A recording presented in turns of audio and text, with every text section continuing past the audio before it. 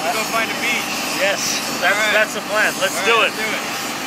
All right, hello Patreon supporters. This is a bunch of the selects and raw outtakes from over 3 hours worth of briefing with Osama before flying the Phenom300. This stuff is like non-stop, awesome, great content. I just really could not fit it into the publicly available episodes, so I hope you guys enjoy it. Leg 1 is already publicly available, and I'm currently cutting leg 2. The mission is to take the Phenom300 for a weekend to the Bahamas. I'd like to walk you through the flight planning process that I'd go through for a trip like this. Keeping in mind that I'm familiar with it since I've done, this is not the first time I do this trip. And the second thing is, since you're going to be sitting in the right seat, you might as well be a safety pilot and assist in making sure that I don't make a mistake, and B, be a backup pilot in case of incapacitation or something along those lines. So I'm going to get you familiar with the cockpit layout, and then the other thing I'm going to get you familiar with is some of the important speeds that you need to know in order to safely land this plane in case of an emergency.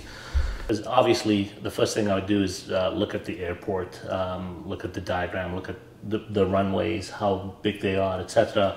What services, FBOs, what's the security environment. You know, in North America we take it for granted that most airports are safe to go to. That's not the case when you go to the rest of the world. So that's an important consideration. The Bahamas is quite safe, so we don't have anything to worry about. Okay, so this is an 1123 nautical mile trip. Therefore, it's long enough to pretty much pick any altitude in the Phenom. With very few exceptions, 45,000 feet is the most fuel efficient.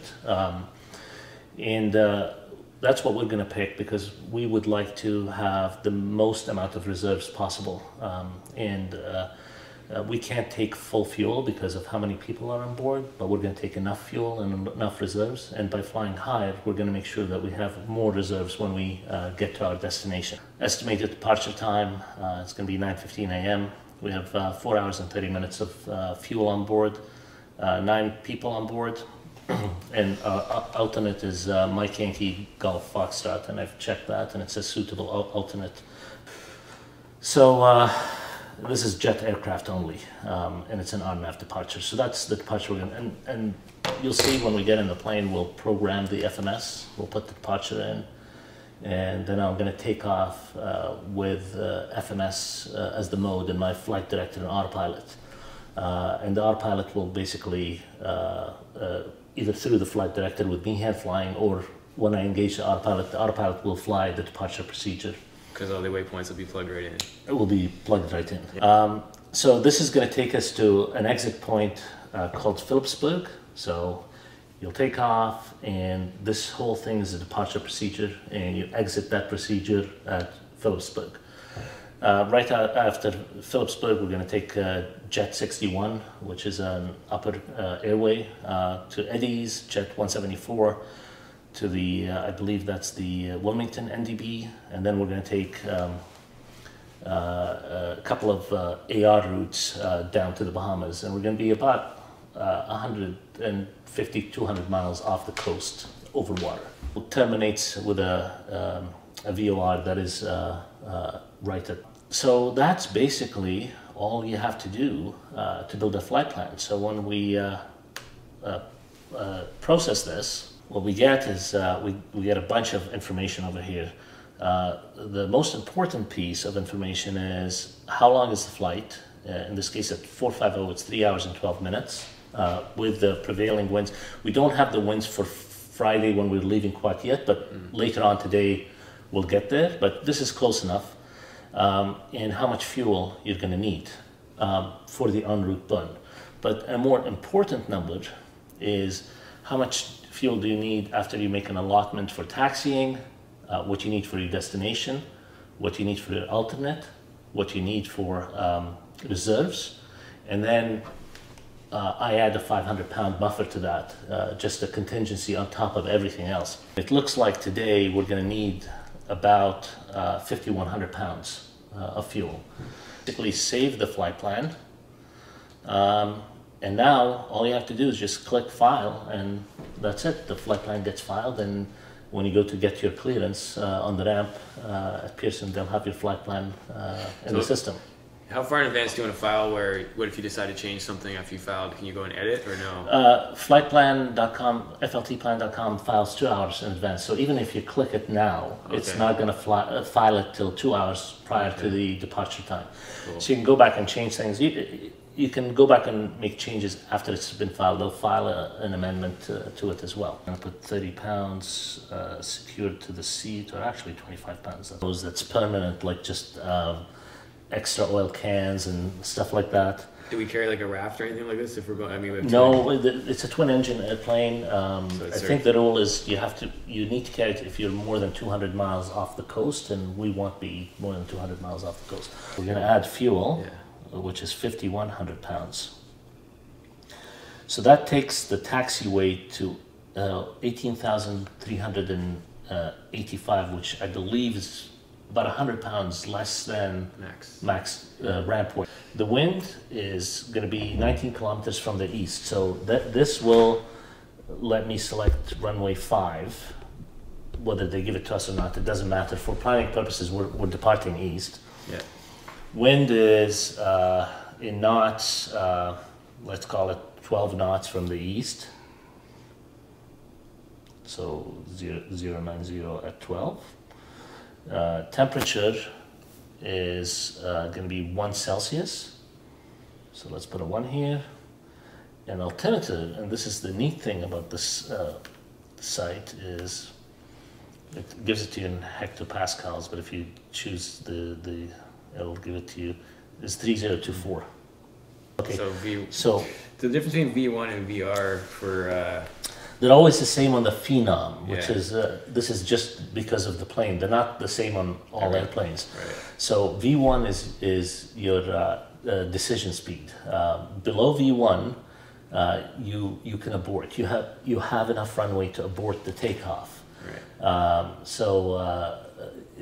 If you have an engine failure, for example, or anything that's serious below V1, then you can just put the throttles back to idle, stomp on the brakes, and you'll stop with enough distance. VR is the rotation speed. So in our case, because the Phenom, these numbers are almost always, I've never seen them different. Basically, when it comes time to rotate, you're flying, irrespective of what happens. And if you're past V1 and VR and you have an engine failure, you're going to deal with that engine failure in the air. V1 and VR vary with the weight of the airplane and the atmospheric conditions, if it's and the altitude. So if it's a hot, high airport and the plane is fully loaded, these numbers are going to be high. If it's minus 20 and it's just me and a bit of fuel in the airplane, these numbers are going to be a lot lower. So that's what this does, and that's why it needs the temperature, it needs which airport needs all of these things that go into the calculation of V1 and VR. V2 is probably one that you've learned in a different way. You probably learned VSX. VSSE or VSX? No, X. It's the best angle of climb with a single engine. Right, okay, yeah. So that's V2, because if you have an engine failure on takeoff, what do you want to do? You want to basically get away from the ground as quickly as possible. VFS is final segment, which is when you're clear of obstacles, then you can start accelerating to essentially a VY with single engine. We're going to MYNN, which is... You're going to have a lot less information to work with for weather, though, for that detail, right? No, why not? Weather Underground is great. Oh, okay. You can put any place in the world. So. And how far ahead of time do you trust these numbers? Like, you're going to redo it? I think we're close enough that I can trust them, but I'll definitely double check them tomorrow night. The altimeter is going to be 3030. The wind is going to be 090 at, let's call it 15, because it's in knots. And if it's gusty, which it will be gusty, I know that for a fact, you only take, you want to take the conservative number, which is without the gust factor, because this is determining also how much runway you're going to need. Right. So you'll use the least amount of wind so that you get the most roll. So you expect the most roll. You expect the most roll, yeah. Exactly. Finally, temperature, which is why we're going there, is 29. There are 4 flaps positions on the lever, but there are only really 3 flap positions for the actual flaps, and I'll explain why. Okay. Flap 2 and flap 3 are the same angle of flap, except when you put the lever in flap 2, you're actually telling all the computers that you're taking off with that flap setting. Okay. When you put the flap lever in 3, it's the same setting, but you're telling the computer, I intend to land with these flaps. So if you have it in flap 2 and the gear goes up, it's not going to give you a gear warning. If you have it in flaps 3 and the gear is up, it's going to tell you you have a problem. But what I do is add a 60% landing factor, because I'm not that great of a pilot and I can't do it like the Embraer test pilots. So I always assume I'm going to use up 60% more runway than what the book says. So that's already incorporated. It's telling me we're going to need 4,000 feet of runway to land. And if you go to your chart for NASA, so what was the code? MYNN. Do airport info. This is a Jepson's chart. Oops, let's go back. This is the one that we want. As you can see, runway 9, the one we intend to land on, is 8,273 feet, which is double the amount that we need. And you have that 60% buffer in there as a custom thing that you've added for your own person? No, it's one of the choices that they give you, and that's what the pros do. They always do the 60% landing factor. And what's interesting in the Phenom, and something to know if you ever have to land it, is that VREF, the plane is in a perfect landing attitude. That's why Henry made the comment. It's super hard to make a bad landing in the Phenom. Right. It's because there is no such thing as flaring. You just fly it on in that. It is exactly in the landing. It's flared in the position that he needed to be flared. So as long as you hit, you're on VREF over the numbers, what you do is you put the power to idle and you just wait. Right. Wait, and you'll have the most amazing landing ever. If you do anything other than just wait, then you're not going to have a great landing. With a jet, the Phenom or any other jet, the most important thing when you're landing a jet is speed. There is no greater thing that you need to focus on, because if you're not on speed, if you're below VREF, you're going to stall. And if you're going to make an error, make sure that the error is VREF plus something, never below VREF. And all of these things get programmed into the FMS so that they get bugged in your speed tape, so you're not trying to remember which number is which. You see the different bugs on the speed tape, and you just bring the... Do you also make a little piece of paper that you clip on the... Do you guys do that? You can. I don't personally do that because they're programmed, but and I also have electronic copies of everything with me. But you can do that. This is not a filing thing. This is just a performance calculation. So I'll print a hard copy of this just to have a backup as well. But this gives me all the weight and balance. Yeah, that's awesome. Everything all on one document. With these two things, and then obviously, double check the weather in the NOTAMs the night before, notify the FBO, all the things that you would normally do. I mean, international flying is a bit different because you gotta send passport numbers and make arrangements, make sure customs knows you're coming, call can't pass on the way back. That's a whole different episode. Yeah, I know. Yeah, because as a single pilot charter op guy, you have to do that. Normally in a company, some dispatch person would handle that or something, right? Like they get all the passengers managed. Yes. So you have to get everyone's passports and make all that detailed stuff yourself. That's a lot of work. I have a spreadsheet on my computer downstairs that has everybody's date of birth, passport, expiry, all that stuff. This particular trip is easy because departing Canada, you don't really have to do anything. In the Bahamas, it's one of the easiest customs processes that is. The FBO, you email the FBO all the manifest information, and they'll fill out all the paperwork For you? for you. As They'll opposed charge you a handling fee for Right, doing yeah.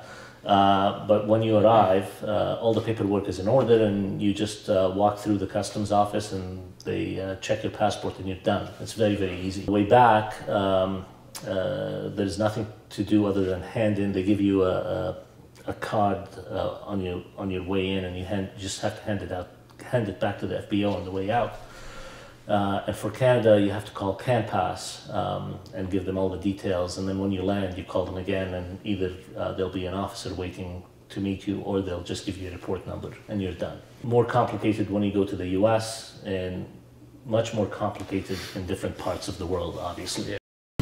So I thought I'd, while we're sitting in the comfort of the kitchen here, give you a tour of the cockpit, so that when you sit in the right seat, you're familiar with what everything does. Let's talk about philosophy before we start, actually.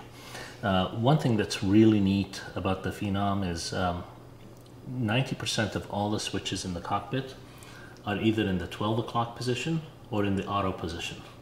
And that's a philosophy that's really great for the pilot.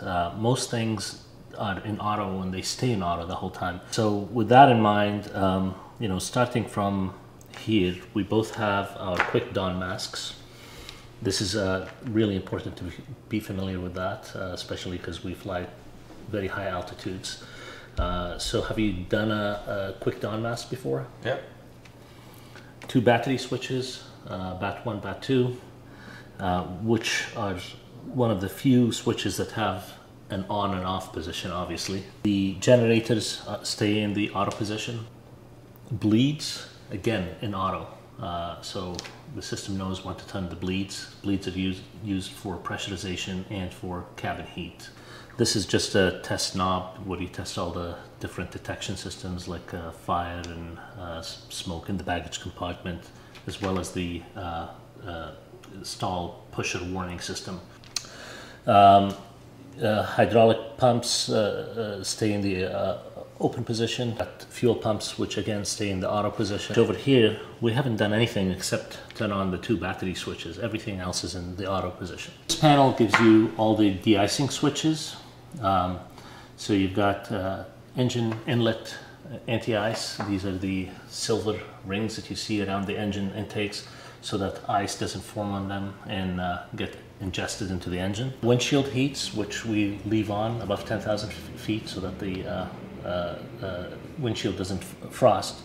And finally, the wing stab, which is the main wing and the stabilizer de-ice. The particular plane that we're flying has an ice detection system on it. So you don't actually have to see ice. It will pop up a CAS message and say icing conditions. And finally, pressurization system, which again stays in the auto position, and the environmental controls. The cabin has their own. You can control it from here, but we usually have it twisted to cabin so that they can turn up the heat up or down as they please. Obviously, these are the 3 G3000 screens, 2 PFDs and an MFD. This is really not much different from the TBM, except it has the G1000, and the main difference is the screen resolution and real estate that you have for splitting the screens. Right. But from a functionality perspective, they both pretty much do the same thing. Whatever you can do in the G3000, you can do in the 1000 and vice versa. Coming down here, obviously you've got the thrust levers, and don't call them throttles because you'll upset somebody. These things are not connected to anything but a computer, and that computer is called the FADIC, the Full Authority Digital Engine Control. So you command an angle, and the FADIC decides how it's going to power the engines. Flap lever, and you have 4 flap positions, but there's only 3 physical flap positions. So flap 1 is a takeoff position. Flap 1 is a takeoff position. Flap 2 is also a takeoff position, but a short field takeoff position. Flap 3 is a landing position that has the same angle as flap 2. But the reason they have two different positions is to tell the computers what you're intending to do. Are you landing or are you taking off? Because it changes a whole bunch of logic, things like gear warning, etc., to match what you're doing. And flaps 4 is a landing position as well, which is the highest angle, mostly used for short field landings. Parking brake, you pull and you twist. And finally, the engine start-stop knobs. So that's how we start and stop the engines. So are you watching for a hot start? And all you are. So how can you stop it if it does? Oh, you just put it to stop. Okay. Yeah, and you have also emergency shut-off buttons here. And you also have a fire extinguisher, like a bottle that blows in case you have a fire in the engine. And finally, you also have speed brakes, which are spoilers that come up. So you can deploy those to slow the airplane down if you find yourself too fast for whatever reason. And you don't have thrust reversers though, right? You do not, but you do have a brake-by-wire system, which is very sophisticated and has all kinds of protections like anti-skid. So it will not you will not be able to ever lock the brakes. But you also have to understand how to use them, which is after you land, you got to push the brakes and keep your feet on the brakes. The computer is going to gradually increase the pressure because every time you release, you're telling the computer, I want to start from the beginning again. Oh, okay. Yeah. It's hard to wrap your head around. So yeah, you just basically hit them and then it just does it for you. You're not gonna ruin a thing. So in the landing configuration, as soon as the wheels touch down and there's weight on wheels, the spoilers automatically come up. To spoil the lift. That's right. It does it automatically. While we're flying, we're going to be on autopilot most of the time. And it's best in an emergency situation to never take it off autopilot, but to fly it all the way until you're ready to land on autopilot. Now let's talk about some speeds. The limitation on the flaps 1 is 180. Flaps, these are in the cards? Yeah. Okay. Flaps 2 and 3 are 170. Flaps 4 is 160. Gear is 250. Are they on the tapes or anything like that, or is this just you have to have this memorized? It's on our placard over here. Okay. That there is a magical speed, 150 knots, where you're going to be fast enough that you won't stall the plane, even if you bank it to 45 degrees. Okay. But you're going to be slow enough that drop everything. Anything that you do is within the limits. Right. Oxygen mask, battery switches, generators, bleed switches, test panel, hydraulic valves, fuel pumps, which are always in auto. And then over here you've got your de-ice panel, which has windshield heats, engine heats, the air data probe, heats, which stay in auto, and the wing stab heat. Gear lever. These are the thrust levers, engine start-stop switches, and the flap. Garmin screens with the touch controllers and the autopilot head over here. And this is an overhead panel that just controls the external and internal lighting for the aircraft. So main landing lights, off taxi land, nav lights, strobe lights, inspection light to see the ice on the wing. This is the cabin lighting, emergency lighting, and finally the cockpit backlighting. And the whiskey compass. Just to walk you through the procedure from takeoff to landing, so you can anticipate. We're going to get cleared for takeoff, we're going to taxi onto the runway, and then apply takeoff power. On the takeoff roll, and we'll brief, we can brief that now actually. So on the takeoff, we talked about V1, but we actually think of another speed, 70. So between 0 and 70, as we're taxiing down, taking off down the runway, anything that we see go wrong, we're going to stop. So if we get a CAS message, which is we see something go red anywhere on the instruments, we see anything that's out of the ordinary, we're going to stop. From 70 to V1, we're only going to stop for major things. So if we get like a fuel imbalance message, which is not the end of the world because we just got imbalance, and we'll deal with correcting that. We're not going to stop for that kind of a message. But if we get an engine fire, engine failure, or we think we're going to lose directional control, then we're going to stop. After V1, we've committed to taking off. And we're going to take off no matter what the problem is and deal with it as an in-flight emergency. We'll check that the speed is live on both sides. Then you can call 70 knots and I'll say check. And then, V1 rotate will come and then I'll rotate. And this plane has so much power that when I rotate, I'm going to go straight to 15 degrees of attitude. It's going to feel strange and it's going to feel like I'm going to stall the plane. But unless I do that, I'm going to go right through the flap speed. Don't be startled. You've been through it. Don't be startled when you see the nose come up to 15 degrees right on the takeoff roll. Gear comes up, and as soon as we go V2 plus 20, the flaps come up. What I do is I reduce the power from takeoff to climb, which is the climb setting. All of this happens in the first, call it 30 seconds. And then above 600 feet, the autopilot will become available because that's a limitation on autopilot. And I'm going to engage autopilot and probably fly the rest of the flight on autopilot. The thing about it is how quickly it happens. It's no different than TBM. It's really no different than any retractable gear airplane. There is nothing to do with pressurization. Pressurization is completely automatic. It knows what the landing field elevation is from the FMS system, and it will pressurize and will be at 6,600 feet at 45,000 feet, a very comfortable cabin. Cruise and autopilot, just the normal ATC handoffs, any reroutes that you may have. And then you'll start your descent into the Bahamas.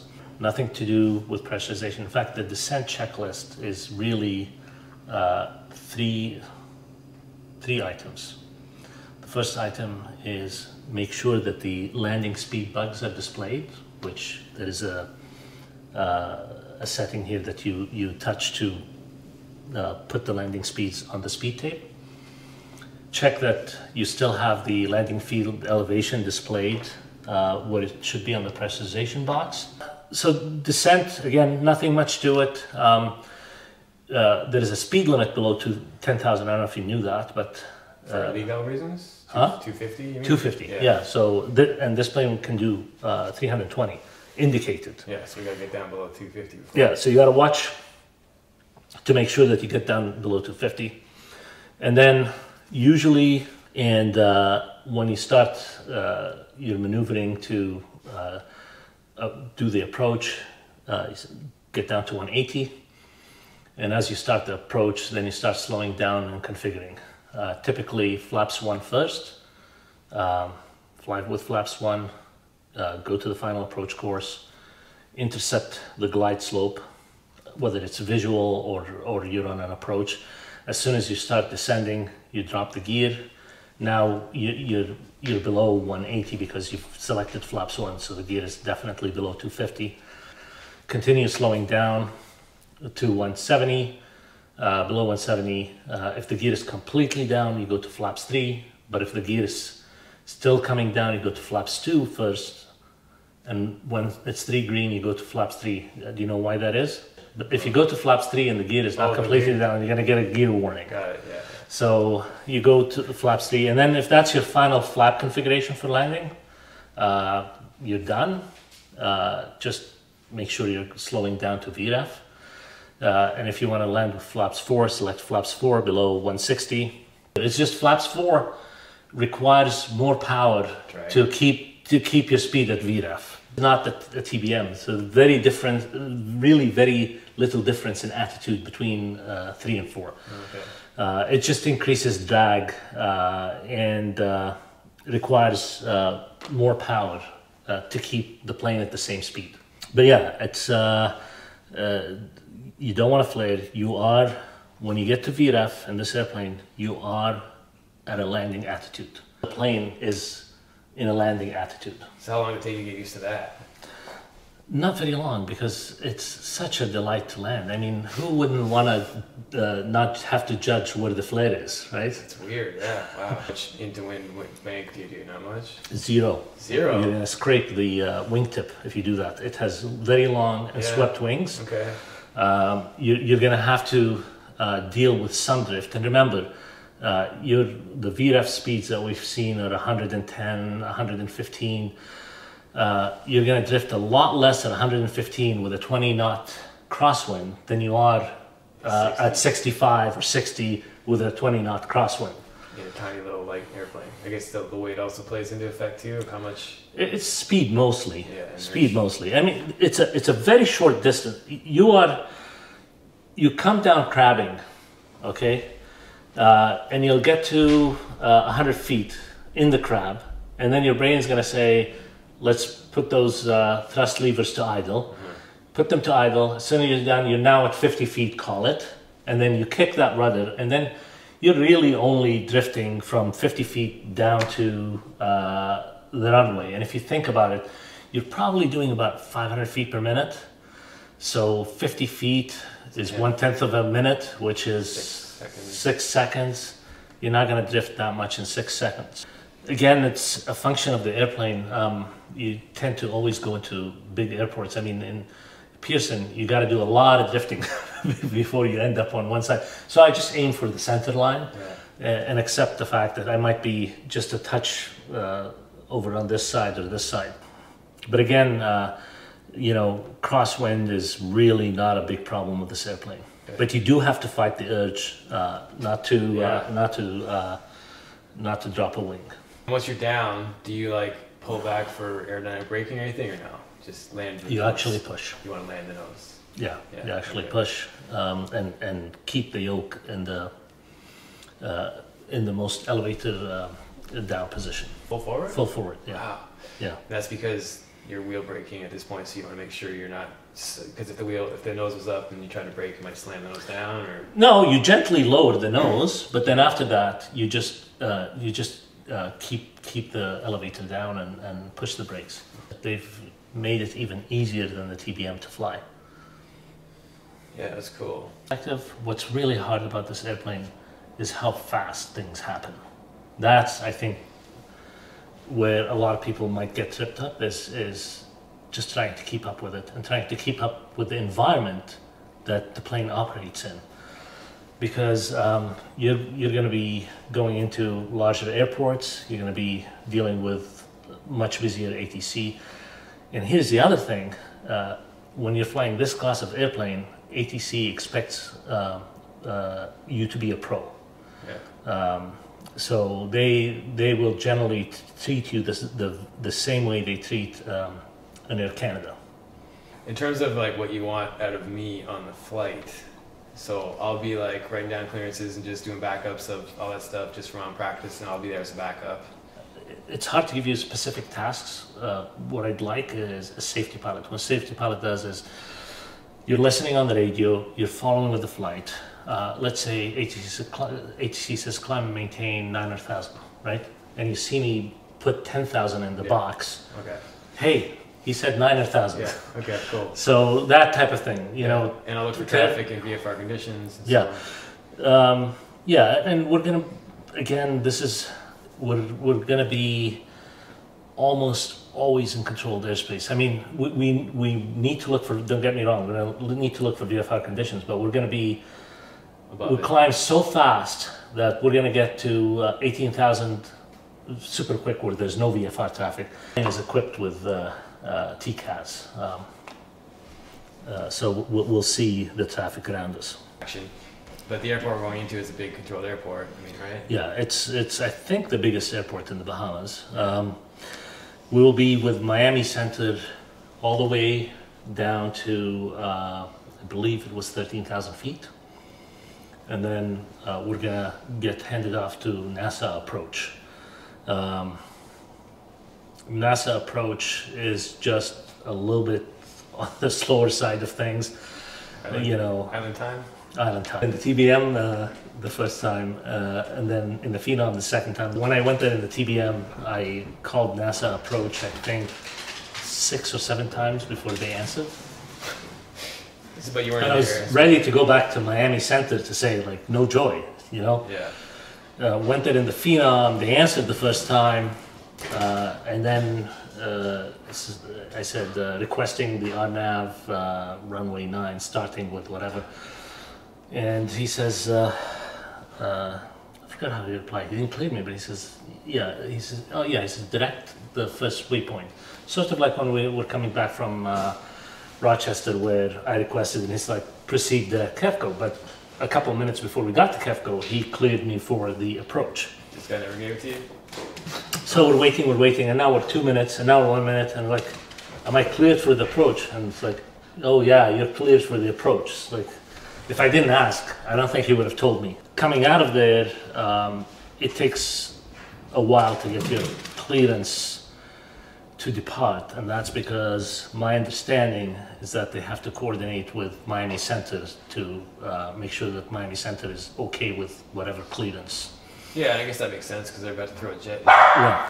So getting the type rating in the Phenom, these are some of your props. What else did you get? Like, what was your package? Oh, so this is a really important prop. This is called, if you can believe it, the Quick Reference Handbook. Oh my God. This is the quick version. So this is a really important document, and I brought it here. This is another copy. I brought it here to show it to you. There'll be one in the pocket on the co-pilot seat, reading certain things. But what this has is, the first thing is the normal checklist, and this looks long, but all what this does is verify what I just told you, that knobs are in the 12 o'clock position and switches are in the auto position. Handy if you send the plane to maintenance and somebody goes and flips all the things. Gee, yeah. Now, is this on the display for you? Yes, okay. We're going to be using it electronically. Right. But I'm showing you the contents of this. Sure. So what I'm going to do is I'm going to split your screen over here. Yeah. And put up the checklist. Okay. Normally I'll put it up on my side, but it doesn't matter. We'll put it up on your side, and we'll dedicate this controller to just checking off items on this checklist. And are we both individually doing it, or? No, you are. Oh, okay, I'll do it. Okay. If you want. Yeah, or I can reach to this as well. But this is really simple. I mean, you're just pushing the knob and reading the thing. And in here, disconnect the GPU and do some of the items that can only be done when the engine is running.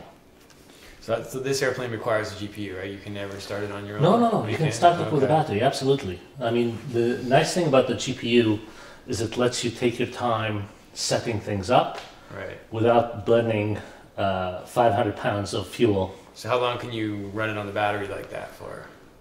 Oh, not long. Not long. Yeah, okay. 5 or 10 minutes at the most. And there's one item that's not on the checklist here that takes the most time, which we have a mnemonic for it. It's called "Fly every leg really well, sir." This is what I have. I love that you had to write. Like, this thing is so big and you still had to write thing. Yeah. So fly every leg really well, sir. Okay. Which is, fly is flight plan, entering in the flight plan. So I was just in the Dominican Republic, and on the way back, in anticipation of this trip, I actually had tons of time to kill at 45,000 feet. So I programmed all of our flight plans and stored them in the Garmin. So now we don't actually have to type in all the route that you've seen. We just have to go into the catalog and activate it. And it's for the Bahamas trip, or for for the Bahamas trip, for both legs. Okay. So this will take a second. E stands for engine data. So that's telling the FADIC what the temperature is, and you can't rely on the temperature probes in the airplane. They want you to use the temperature from the ATIS, because if the sun is shining on a probe or it was sitting in a hangar and it came out. Right. L is for landing field elevation. So you have to check that the destination landing field elevation was input correctly into the pressurization system. That's automatic, you just look at it. R is for radar, put the radar on standby so that if you need to use it, it's already warmed up and ready to go. W stands for weight and balance, and you need to enter all the weights into the FMS system so that it can calculate your landing weight for you when you're about to land. So you can compare that to what you did in case you burn more or less fuel that may affect the speeds on landing. Right, so the computer will do all that anyway also with the real data because it knows how much fuel you burn and so on. It'll do a weight, not a balance though.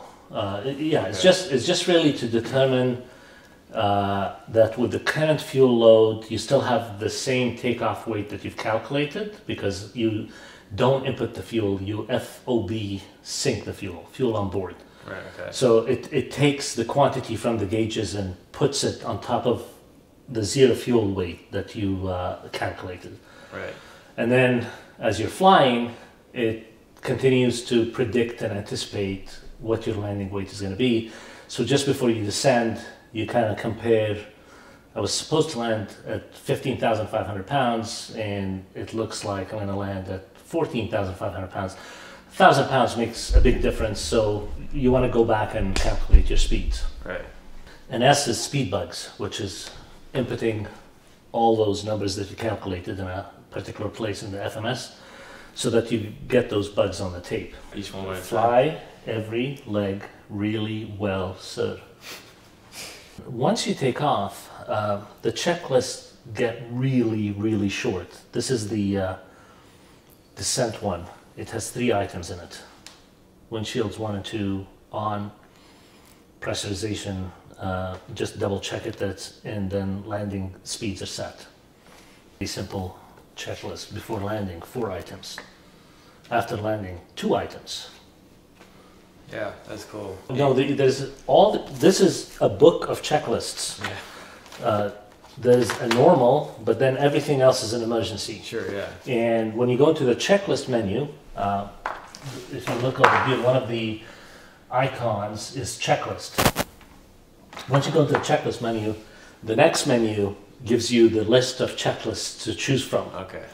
And then you click on that, and then within that, it gives you the list of sections, power up after start. So if you start these, is it smart enough to go sequentially through them, knowing if you That's what we do, yeah, yeah. So if you went normal, it would know, skip the icing ones, now I'm going to descent or whatever, like it'll know. Yes, it will run a checklist from beginning to end, sequentially.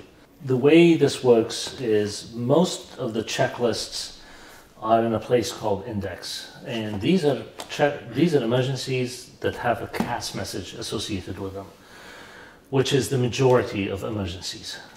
So the way this emergency checklist works is you'll get a CAS message, and then you'll immediately go to index, and then you'll look for the CAS message that you've just seen.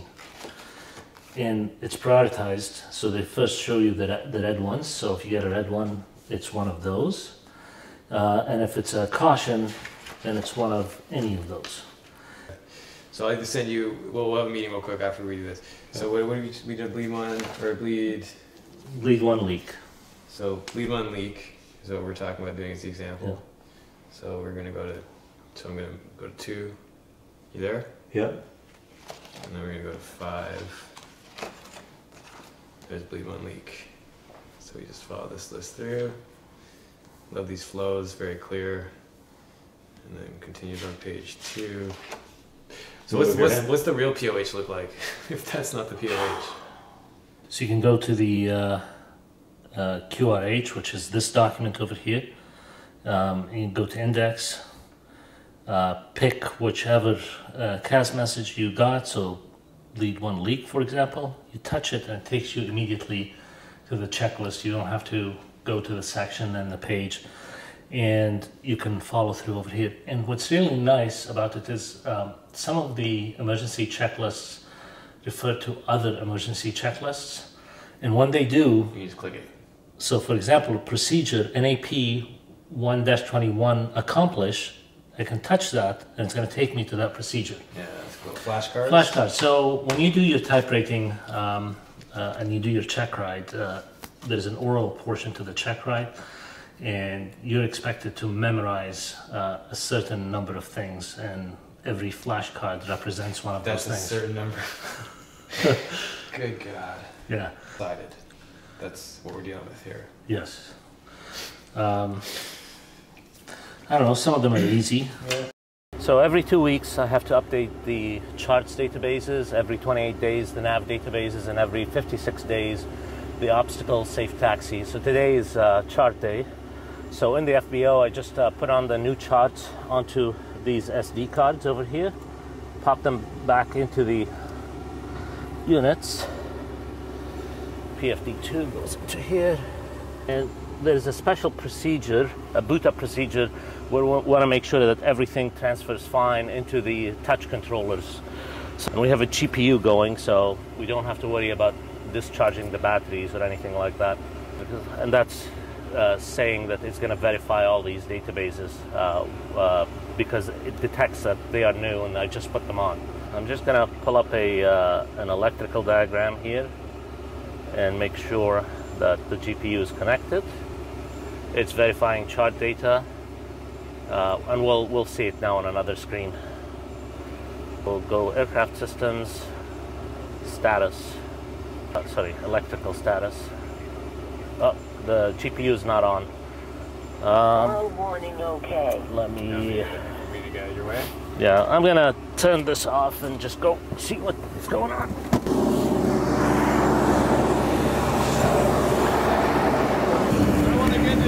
No, it's okay. It's okay. He's fine. Yeah. Got it.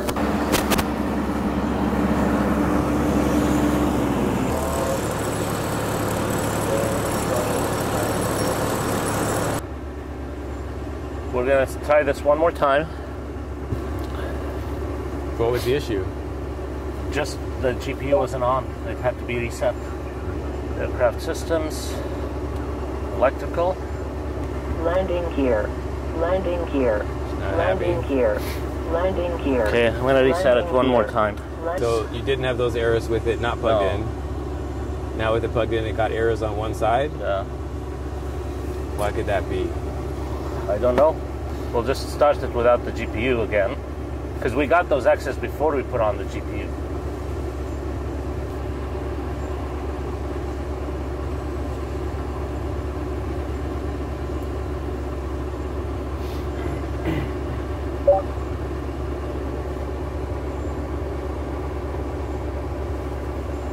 Okay, now it looks good. And here we go with the GPU. And the GPU is on, and we see that the batteries are charging. Okay, good stuff. And I think it's database status. And we want to wait for this to sync to 100%. Okay. What it's doing right now is it's copying the chart databases from the three screens onto the touch controllers. We shut down and restart, and on the next restart it's going to verify, and then the charts would be should be available by then. We can maybe on yours start with the checklist. So emergency door lock pin. System test okay. Emergency door documents, maintenance. We've done all of that. I've checked them when I came in this morning. Emergency equipment. I checked that. Oxygen bottle push. Mask regulator. Check 100%. Check that it's on 100% on your side over here. That's correct. Yep. Yeah. Yep. Fuel pump 1 and 2 are an auto. Speed brake is closed. Parking brake is set. And we'll put the sign to say brakes on so nobody tows us. Shut off 1 and 2 buttons are pushed out. So we're gonna shut down now. And we're gonna start again for the second reboot. See what I meant about everything is in the auto position. Right, yeah. So, which relieves a lot of pilot load. So now, as you saw, it was verifying the databases on the touch controllers. And let's put the GPU on. go. So chart database disabled 17th of May. So it takes 3 resets to get through it? Yeah. All right, as you can see now, the charts are highlighted and available, and we're done with updating the charts for this one. So, good, okay. Okay.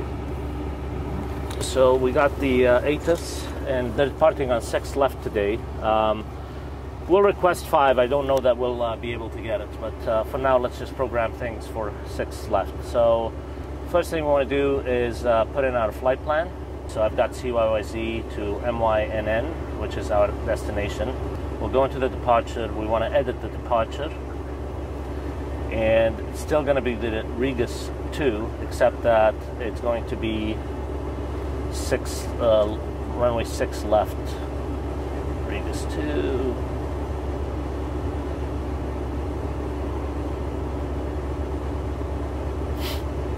Then we need to go into aircraft systems, engine settings. All right.